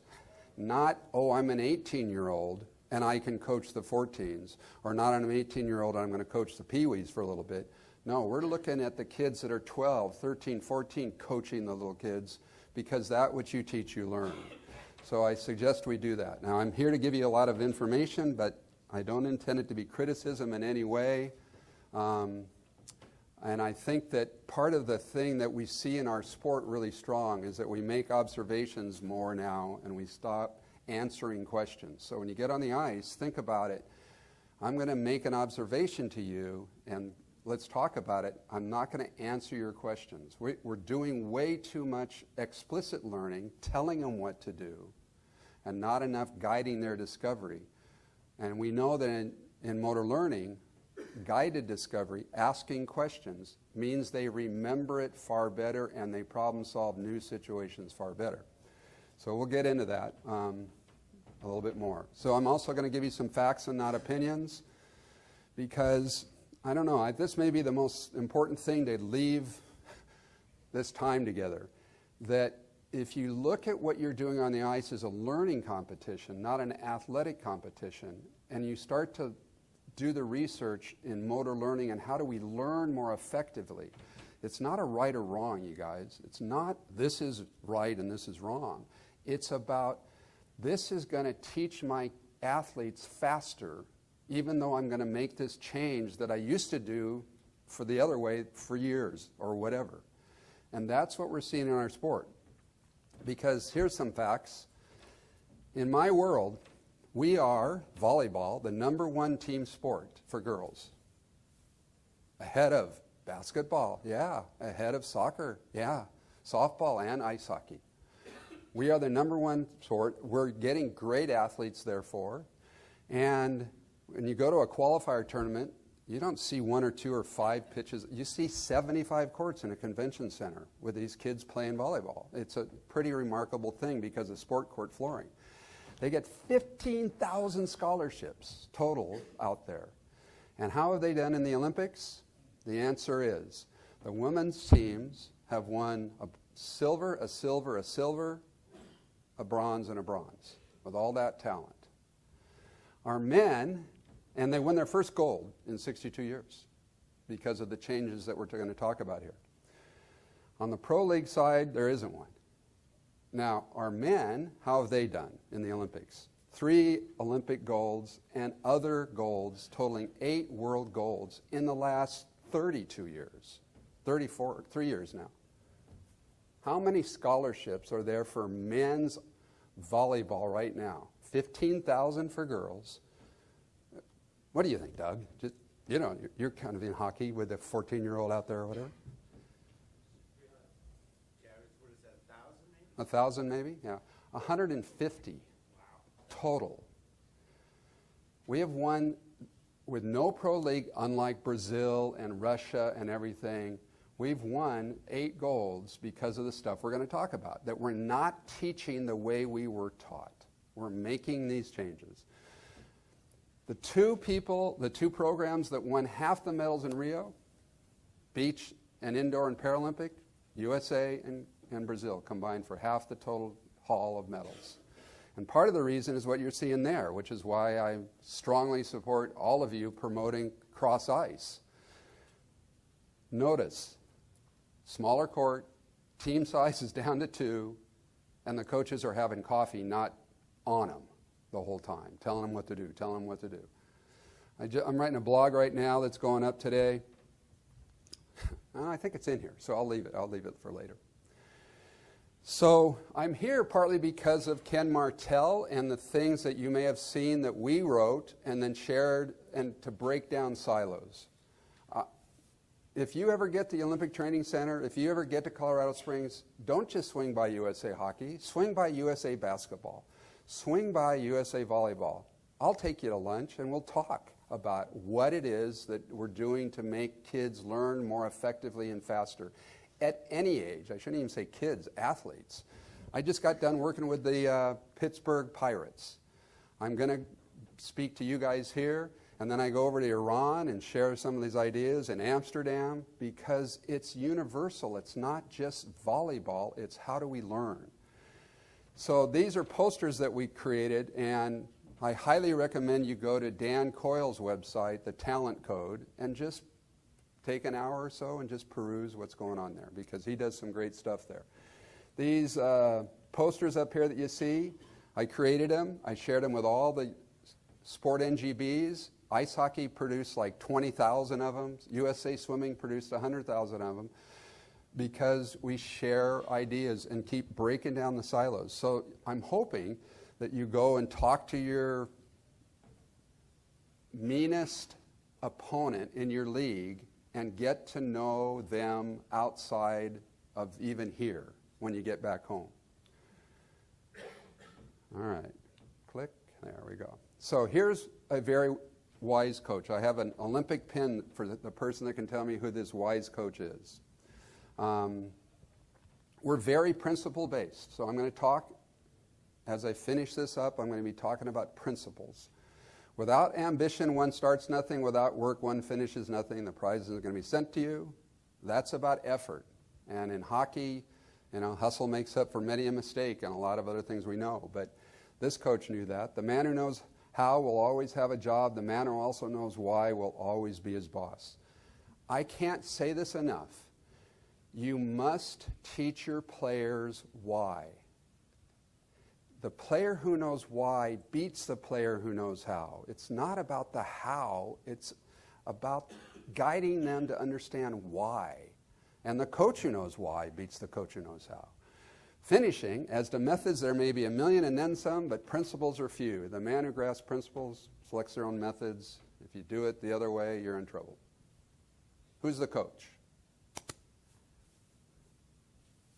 Ralph Waldo Emerson, 125 years ago. He's pretty smart. So we do principles because athletes, they don't need you. They can skate on their own. Somebody tell me where these skaters, these female athletes, are skating. You guys must know. They're amazing athletes. They're not very good yet. This is the India women's ice hockey team, training on pond, like a lot of us probably should do more of. So you need the athletes to be a coach, but they don't need you to play. And our role has to be more of a mentor. My record, I said, was 0-42. But I could also flip that one around and say it's 42-0. Because every single kid in high school that I coached played the entire 4 years. They didn't stop playing, even though we were horrible. We gave them the why and the understanding of what they can control, and they loved the game. So I challenge you to leave this and never be an athlete's last coach. Now, some of you guys may be up at the NHL level in your future, and you may have to say goodbye to that person. But for the rest of us, if we do our job, I don't care what your record is, as long as they stay in your program of ice hockey because you've helped them love the game. This is our Try Hockey for Free Day version, where we get kids very quickly in 90 minutes to experience all the fun stuff. All right, here's a question. Raise your hand if you coach ice hockey here. I just don't know. All right. So if this were volleyball, but I'm just going to bring down an ice hockey puck, okay? Here's your ice hockey puck. All right, coach it, since you coach hockey. There's the magic thing called the puck. We don't coach ice hockey. We don't coach volleyball or volleyballs. We coach amazing people. And it's our tool of ice hockey that makes them great leaders and great citizens, not just ice hockey players. With your mentorship, but because we're coaching people, we've got to get away from thinking, I'm an ice hockey coach or I'm a volleyball coach. Normally I would drop a volleyball in your hand and say, okay, coach it. Show me how good of a volleyball coach you are. All right. There we go. This one hit me like a ton of bricks, and I'm sharing it with you so maybe you can use it to change your assistant coach's mind or the volunteers that are helping you or whatever. I was talking to a cardiologist friend of mine, and he said, God, I'm watching this 10 years later, and that program is still coaching the same way they did. If I did heart surgery the way I did just 10 years ago, now I'd be sued for malpractice.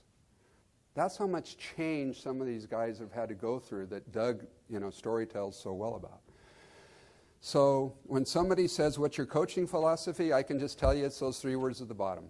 I do it to develop amazing leaders. I can't say enough. about how great hockey is as a method and a vehicle to develop amazing teammates and leaders. But we have to make that a higher focus and less about the technique. I mean, I don't know. I'm going to try this. And what percent of ice, you guys are top coaches, what percent, you know, because you're in the front row, you know, that whole Federal Express thing, if this were a Federal Express tryout for pilots, he'd come in here and he'd go, okay, first 2 rows stay, everybody else leave, type stuff. So you guys are top dogs, okay? What percent of ice hockey is mental out of 100%? 90. Are you looking it up on Google?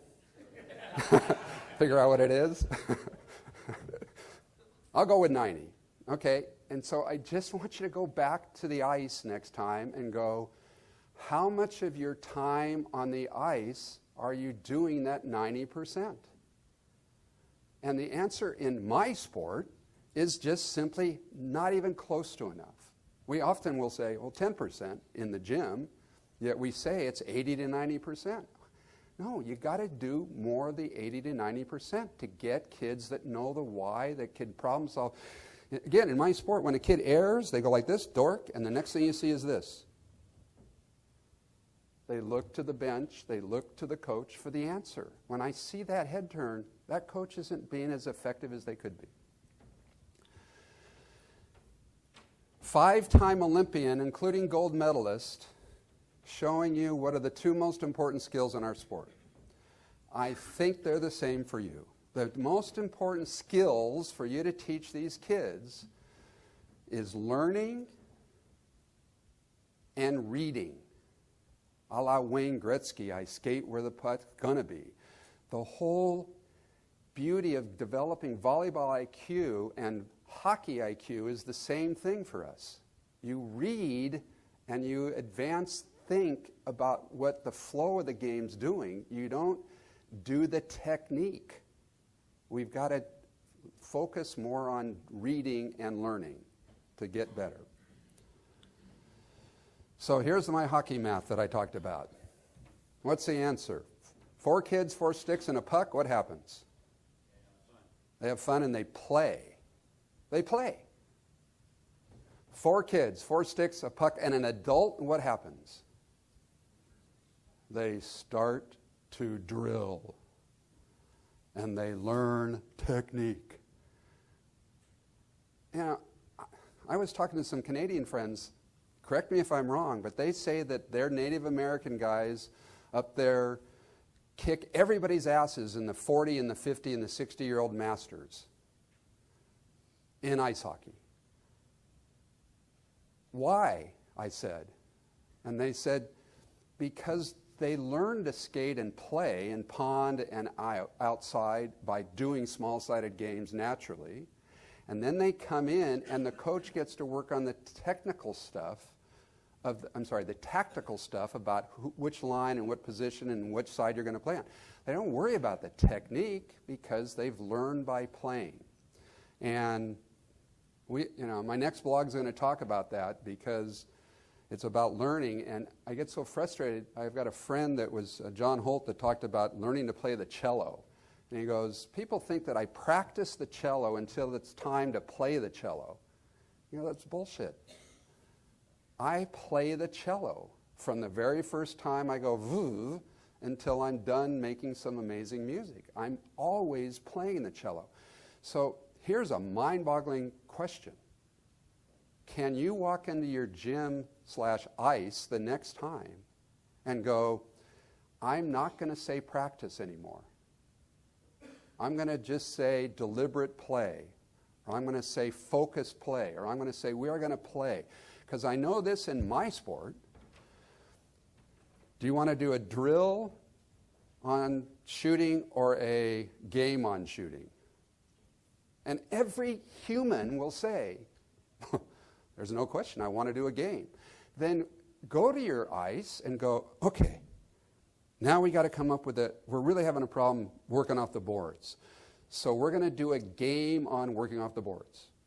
And we're going to score it because last time I checked, There's this thing called the scoreboard in ice hockey that goes 0, then 1, and 2.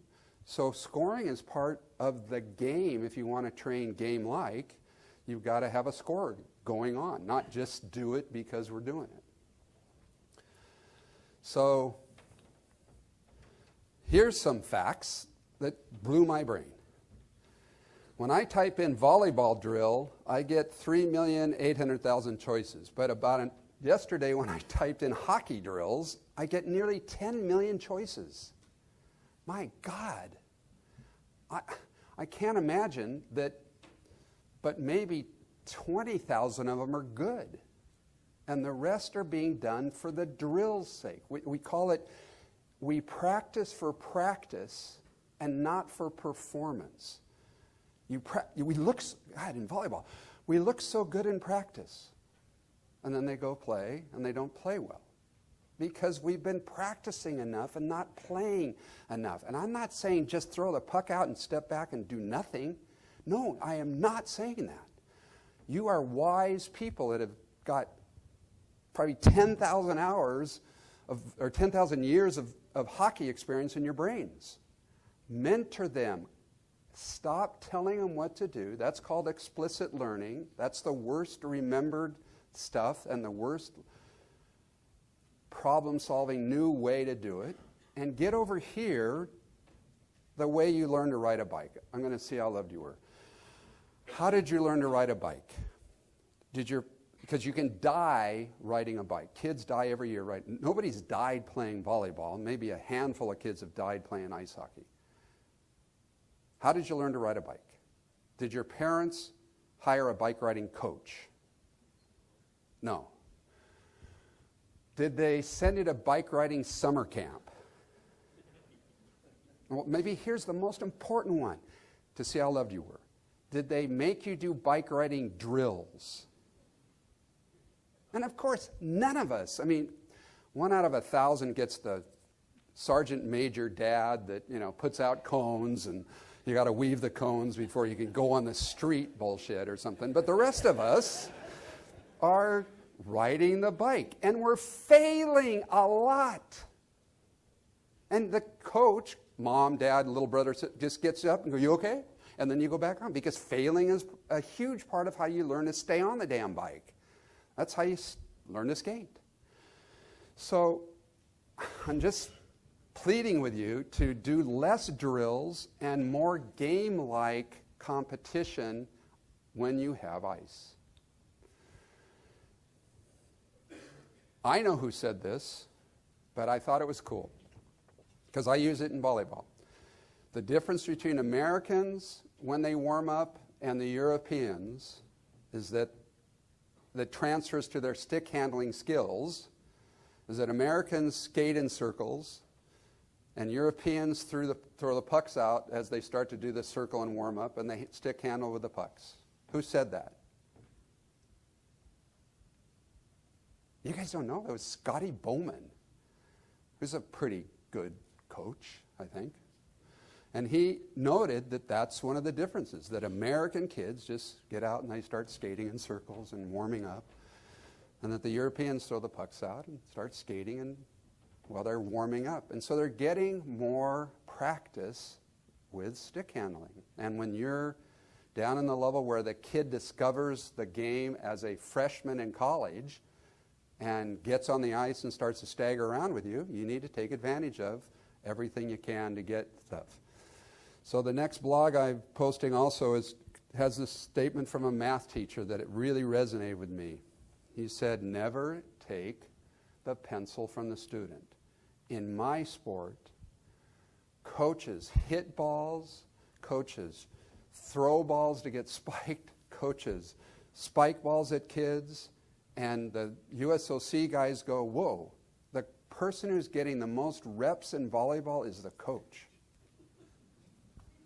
It should be 0, other than maybe when you're demonstrating, but you'll demonstrate any technique far more effectively or as a role model, as a goal for motor learning, if you don't have a puck, because then you don't have anything to make you look like you've mistimed it or misread it. and they see the image that you want them to be following technically, because I'm very technical, but I do it without a ball a lot. Residence in surgery, which is a motor skill, not unlike hockey, but more important because it kills people. If you screw up, say I see one, then I do one, and then I teach one. So I'm going wrapping back around. To get your college players to play better ice hockey, they should spend time coaching people not as skilled as them. And they will get better at your game of ice hockey. So a great guy, Atul Gawande, his book on performance, because hey, we're about performance as ice hockey coaches in the gym, on the ice.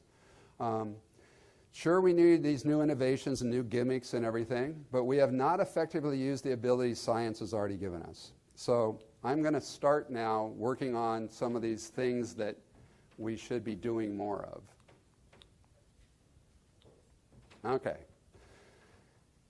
The Amish love volleyball, but they don't like change. New opinions are always suspected and opposed just because they're not common already. And the difficulty lies not so much in developing new ideas as escaping from old ones. So let's see what we can do here. You had a guy last year talked about this.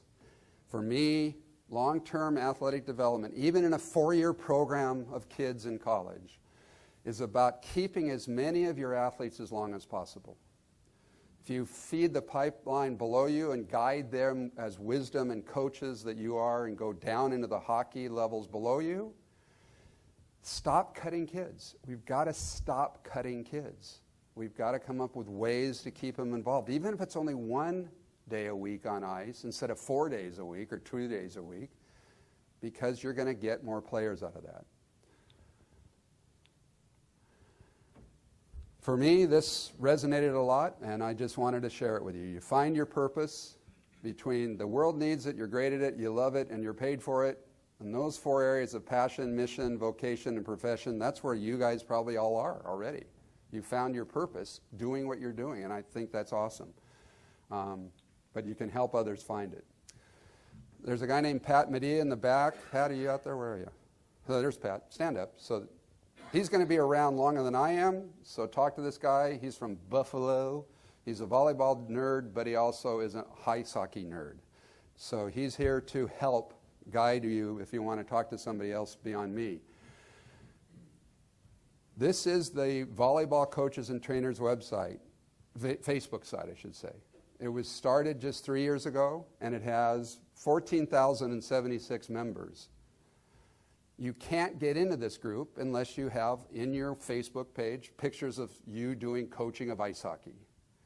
And it is free, and it's the most fascinating place to collaborate and share with people from around the world the best practices that are working. You would post an AO. We thought about even going online and showing you, if I asked a question about what if somebody brought a puck into my gym, should I use it? And all the things, the responses that you would get from around the world to people thinking about it. So I think there should be a Facebook page for ice hockey coaches and trainers or something like that, if that doesn't exist. All right, as we get into motor learning, complex and simple, we really do everything to make it as simple as possible. And D. Hawk said it great, that if you do simple, clear purposes, it gets you this complex, intelligent behavior. We find that complex rules give rise to simple and stupid behaviors. So we make things as simple in everything that we're doing. So here's a principle that I challenge you to throw into your sport. In my sport, we have a net. And every skill has a good and a bad mistake, because everything we do has a mistake. But I want you to ponder when you're around here for the next few days, am I teaching kids to make the bad mistake first towards perfection versus making the good mistake first and then becoming perfect? For instance, in my sport, you may see I have a daughter that does this, or a kid or a friend. They stand against the wall and they go ba-ba-ba-boom, ba-ba-ba-boom, ba-ba-ba-boom, and they do this repetitive wall spiking and they get into a groove and really is good. if they became the world's best wall spiker, I put them on a court at the age of 13, they will hit the ball under the net because they've been trained to do the negative mistake in our tradition first, not the positive. So in my gym, there's a stripe on the wall that's the height of the net, and they still hit against the wall, but it has to go over the net. Because like these dogs know, you don't want to make the air into the net, you want to clear the net with all your errors. And you don't want to set it too close, you want to set it too far off. And you don't want to set it past the pin, you want to set it too far inside. And you want to dig it up too high, not too low. And there's got to be the same stuff in ice hockey that you can translate and make your teaching more effectively, because they're going to make the good mistake first as they strive for perfection. You know, what is really puck control? I know in my sport, the Japanese think that this is volleyball control, passing the ball back and forth and into the net. It is 100% waste of time to go back and forth in my sport, because you have 3 hits and it's got to go over the net. And we stand in front of the net and go brrrr, even though that'll never happen in the game. There's traditions in ice hockey that probably should slightly change in training. So here's Motor Learning 101. I recommend either Dr. Richard Smith's book, Motor Learning and Performance Principles to Practice, 5th edition. He's passed away about a year ago, but that is the Bible for us in motor learning, in volleyball and in other sports. And the book, Developing Sport Expertise by Damien Farrow out of Australia. Those 2 books are the Bibles of going, okay, these are the principles, and now in ice hockey, I'm going to do it this way. So you see it, then you do it, and then you give yourself feedback. And I'm even going to say forward to you guys, not feedback. You want to give information about what they can control forward, not what they did wrong. Give them feed forward, even though the motor learning principle says feedback. It needs to be specific. Here's young John Kessell. Hey, good job. That's it. Way to go. I don't do that anymore. Leave this time together. Do good job. And then go, he said to put a comma and fill in the blank. Comma, fill in the blank. That's specificity in training. John Wooden, 76% of what he said was specific phrase. He was a hell of a coach and teacher. But I, as a young coach, was doing too much encouraging and not enough being specific. So now when I go, that's it, my kids look at me and go, this it you're talking about, coach, care to be more specific? Because I'm not specific enough. And that's my error. And since I teach my kids how motor learning works, then they're kind of coming back on me. It should be immediate as much as possible, and we've already talked about guiding and practicing for practice. But this loop doesn't look good on ice sometimes. We call it train ugly. Sometimes I prefer to call it train in reality. And we'll get to that a little bit more. So the Finnish have really good coaches and programs and goalies. I learned a couple of years ago, or maybe it was last year, the Finns came in and shared their best practices with USA Hockey. And those tapes are up online, and if you've got a goalie, have them go watch that stuff. It's out there on the YouTube channel, right? And this is how Finland does it in learning, because coaching and teaching and parenting are just simply the same thing about learning the right things, just different places. Parents do it at the home and in the Safeway or whatever. Coaches do it in the gym, and teachers do it in the classroom. But, God, teaching. If you misspelled cat, do I make you run lines in first grade? No. Yet we go into the ice or my gym, and when they screw up on serving, I make them do burpees or I make them do lines. I've seen people in timeouts in our sport. In a timeout, they make their kids do push-ups and stuff because they're losing the game. You know what? You just stopped teaching. You bailed out on your duty as a coach and teaching and guiding and asking questions and guiding them to come up with a good answer. And you just said, I'm going to stop teaching, drop and give me 20.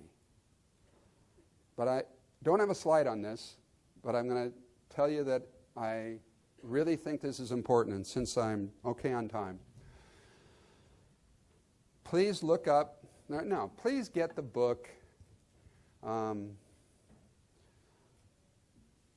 Leonard Modlow, The Drunkard's Walk. Borrow it, Kindle it, or whatever. The Drunkard's Walk. He's going to show you how we get fooled by randomness better than all the other books. And there's a book called Fooled by Randomness. Fortune says it's one of the 5 most important books of all time, but it's about economics. The Drunkard's Walk is about our real world of sports and life. And I'm taking a couple minutes here to tell you about the most important thing I learned in the last 30 years as a coach, and that is regression to the mean.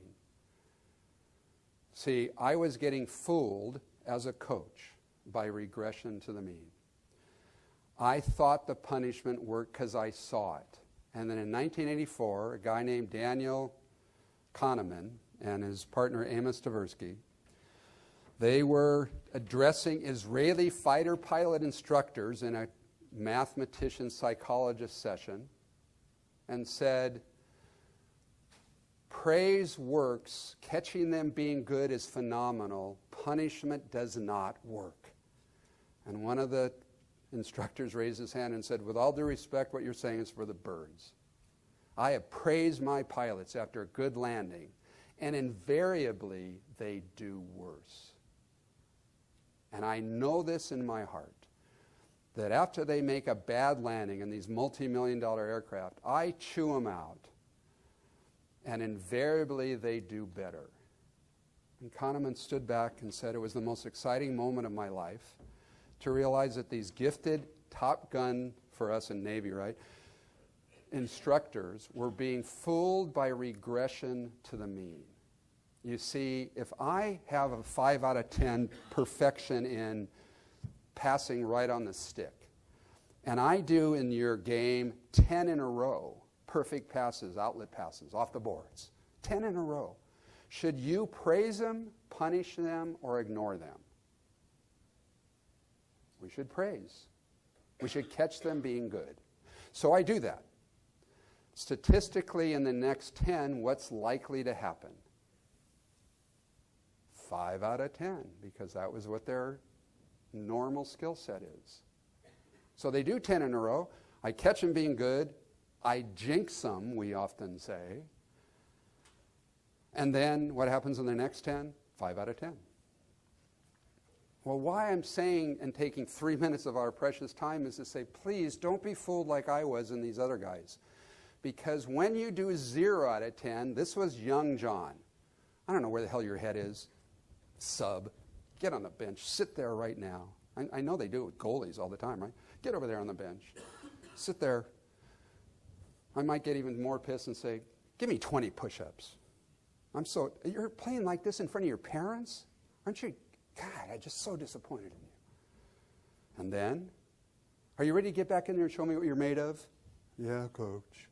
And then they go in. And what happens in the next 10? Probably, not because of your stupid coaching, 5 out of 10. And I see them get better every time I chew their ass out. Don't tell me it doesn't work. It works every time. I'm not going to spend any more time on this other than to say Kahneman went on to win the Nobel Prize on how we are dumb this way. Just the Nobel Prize. And the guy that wrote Moneyball, Michael Lewis, has written a brand new book called The Undoing Project, New York Times bestseller, saying, I didn't know what Kahneman knew and taught when I wrote Moneyball. It was a failure of my research. I'm making up by making everybody learn about Kahneman and Tversky's work in the new book called The Undoing Project. Highly recommended. Because we want to make our behaviors implicit, which means they do it internally, not because of me. And this will be in the slideshow so you can see that inexperienced coaches limit whole methods for part. We want you to train chaotically and randomly, and the whole skill, not the part. That's how they learn to do anything faster and better. So look at the slideshow to get that one, because the number one principle in motor learning is specificity. You learn to do things the way it actually occurs. So you got to get more specific. And I like the book Training Soccer Champions by Anson Dorrance. It's kind of out of print, but look at what he says. In the entire offseason, all we do is play. Anson's only won about 20 NC2A titles. He's doing okay. So what he's doing is working. And conditioning is homework. Game-like training means that I get in shape by skating. I think some of the coolest things that we do in ice hockey is the defensemen stay on the ice so much longer, and they get into this great defenseman shape and stuff because they're not skating and going as far as we see in lacrosse and other things. But look at the bottom stuff by Schmidt from his book. Drills and lead-up activities take considerable practice time and do not produce much transfer, so use them later, sparingly in later stages. And it's fruitless to try and train fundamental abilities such as quickness and balance. Work on the skills instead. A lot of people don't like this. They like to hop the ladders. They like to do this stuff, which is teaching you to do the stuff. Like we say in soccer, I've never seen a cone tackle a player. But there's a shitload of cones out there in soccer that they weave around, and you probably do it in ice hockey too. Please get rid of some words. Don't, but, and try. Why get rid of the word but? That's a really cool pair of glasses you've got. But. What's coming next? Some slam on them. It's totally different if I say to my athletes, in my feedback, that's a really cool pair of glasses you've got, and, because now you can hear that I think they're a really cool pair of glasses. But when I say but, boom, the door slams to my feedback and they can't hear whatever it is next that I'm going to say. And try, Yoda got it right, but it just gives a kid an excuse to not do it. So in our gyms, we work really hard to never say try. All right, next one. Am I doing it right? A Latin and a phrase and an Italian phrase. Primum non core, that's the Hippocratic Oath. First, do no harm. I think that's a great principle of coaching. Second, ancora imparo. Some guy, 87 years old, named Michelangelo said it as he was painting, and it means always learning. And I respect this group because you are the ones that give a shit and you're here to learn. And I wish I could stay for the entire time because I know I could learn a lot more from Doug and everybody else. So again, while despite his parents' reassurances, Bill couldn't shake the nagging suspicion he might be adopted, I'm urging you to stop cutting kids, okay? Just stop cutting kids because Stephen Curry, is the best latest example. At 16, don't be cutting them. Figure out how to keep them playing because they'll be better forever. Swimming shows us to always compete because that's the nature of the game. And I know you can use your ice wall, but if you're a teacher, I was recently in Haiti, and I saw that in the classroom, they built it out of pieces of wood and concrete blocks, and they put a tarp over it, but they had a chalkboard because they're teachers. And if you came into our USA Anaheim gym, and you're welcome to come watch a national team training, if you're at Disneyland in California, Anaheim Sports Center, just walk in at 9 o'clock in the morning. My son's training there right now. Just stroll right in and go, I'm from hockey. I thought Kessell said I could watch your practice. They'd love to sit there and talk with you, I'm sure.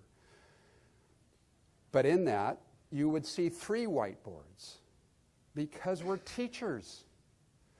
And I don't mean you say put a whiteboard out there, but start using your ice stuff with your pen and start being a better teacher by, I don't know. This is what coaches do. They keep the the practice in the holy book of the coach. And then they go, okay, now we're going to do this. And they close the holy book, and the kids are going, what are we doing next? No, our teams know the entire practice so that they can be better learners, because it's about learning competition. It's not about athletic competition. We're trying to learn faster. We're not trying, we're doing it. We already did 3 outlet adapters. We do round robin. We give away free DVDs. We've got 4 nets on a rope because a basketball has 6. And that's one of the reasons I love cross ice, because you get 6 goals on the ice instead of just 2. And that's the whole point, is how do I get into the goal? And I've got to learn all these ways to get into the goal, score shots. We've already talked about those things too. We got, what am I doing wrong here? Okay.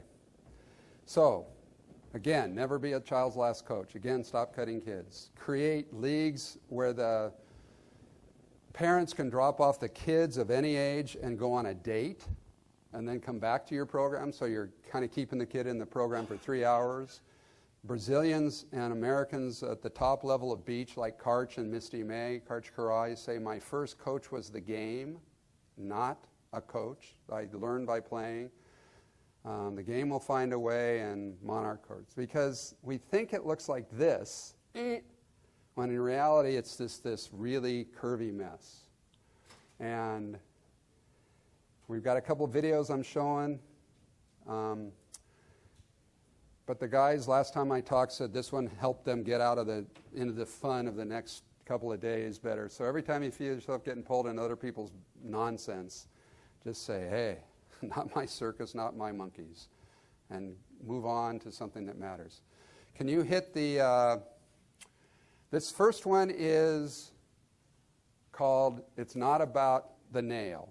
And so the video that says nail on it has a picture of a girl on it in the videos that I gave you.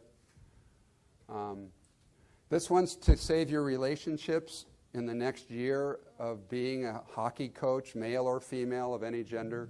You can find it on YouTube. Pressure, some of you have seen it. And sometimes it feels like it's right up on me, and I can just feel it, like literally feel it in my head, and it's relentless. And I don't know if it's going to stop. I mean, that's the thing that scares me the most, is that I don't know if it's ever going to stop. Yeah. Well, you do have a nail in your head. It is not about the nail. Are you sure? Because, I mean, I'll bet if we got that out of there... Stop trying to fix it. No, I'm not trying to fix it. I'm just pointing out that maybe the nail is causing... You always do this. You always try to fix things when what I really need is for you to just listen. See, I don't think that is what you need. I think what you need is to get the nail See, you're out. not even listening now. Okay, fine. I will listen. Fine. It's just... Sometimes it's like there's this achy... I don't know what it is. And I'm not sleeping very well at all. And all my sweaters are snagged. All my sweaters are snagged, all of them. That sounds really hard. It is. Thank you. Ow! Oh, come on. If you would just... Don't... Try to see things my way. Do I have to keep on talking So watch that with your significant other and you'll be better. The last one is my thoughts to you. And then as I step out of here, you'll see the my information on how to reach me. So the Taylor Malley one, if you would. This is what's going on. He's a teacher of English, and he's sitting at a dinner table with a lawyer, and the lawyer says, oh, you're a teacher, well, what do you make? And so that's the environment of what this tape is about. That hopefully I gave it to you. And again, it's on YouTube. It's called Teachers. This is what's a kid going to learn from someone who decided his best option in life is to become a teacher? This is what you do. He reminds the other dinner guests that it's true what they say about teachers, that those who can do, and those who can't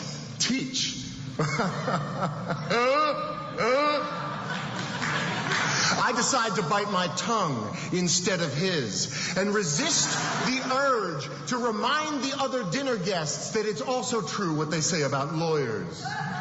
Because we're eating, after all, and this is polite conversation. I mean, you're a teacher, Taylor. Be honest. What do you make? And I wish he hadn't done that. Asked me to be honest, because you see, I have a policy about honesty and ass-kicking, which is, if you ask for it, then I have to let you have it.